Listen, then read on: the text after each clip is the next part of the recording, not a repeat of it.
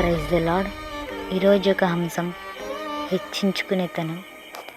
ఈరోజు చాలామంది విశ్వాసుల్లో ఉండొచ్చు, బయట వ్యక్తుల్లో ఉండొచ్చు, తాను హెచ్చించుకోవడానికి అనేక విధములైన విధములైన ప్రయత్నాలను వారు చేస్తున్నారు.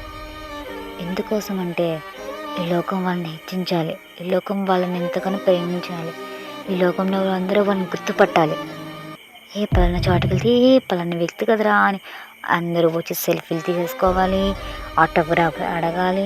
ఇలా అనేక విధాలుగా వాళ్ళని గుర్తుపట్టడానికి, వాళ్ళని హెచ్చించుకోవడానికి విధమైన ప్రయత్నాలు అందరూ చేస్తున్నారు. బైబిల్లో ఒక మాట ఉంది, తాను హెచ్చించుకునబడినవాడు తగ్గింపబడును అని. నువ్వు హెచ్చించుకోవడానికి విధమైన ప్రయత్నం చేస్తూ ఉండొచ్చు, కానీ నువ్వు ఎప్పటికైనా తగ్గింపబడతావు. దేవుని యొక్క వాక్యం చెప్తుంది ఈ మాటలు. నువ్వు హెచ్చించుకోవడానికి ప్రయత్నిస్తే దేవుని తగ్గిస్తారు.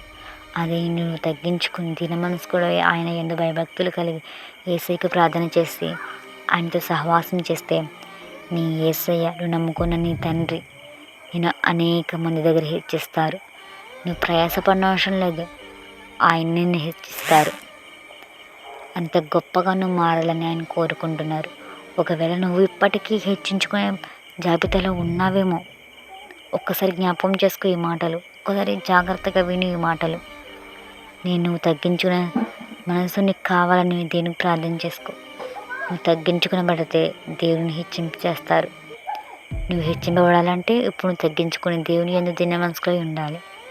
అనేక మందికి నువ్వు సువార్తను ప్రకటించు. ఆమేన్.